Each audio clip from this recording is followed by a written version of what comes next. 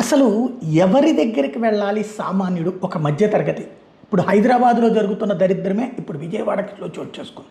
హైడ్రా చేస్తున్న దరిద్రమే ఇక్కడ కార్పొరేషన్ చేసిందా లేకపోతే ప్రభుత్వ అధికార యంత్రాంగం చేసిందా చేసుకొచ్చింది.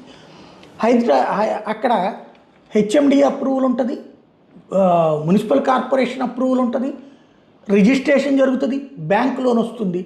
ఇల్లు బిల్డరు స్థలం కొంటాడు, ఇల్లు కడతాడు, అపార్ట్మెంట్ కడతాడు, విల్లా కడతాడు, అమ్మేస్తాడు.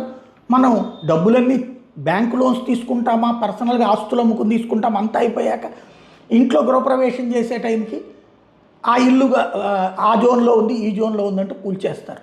నష్టపోతున్నది మధ్యతరగతి. ఇప్పుడు సేమ్ పరిస్థితి 1981లో కొన్నటువంటి ఇల్లు జోజినగర్ అనేటటువంటిది, ఊర్మిళానగర్ జోజినగర్ అనేటటువంటిది ఫెమిలియర్ గట్టెనకాల చెరువు సెంటర్ దగ్గర ఉండేటటువంటిది.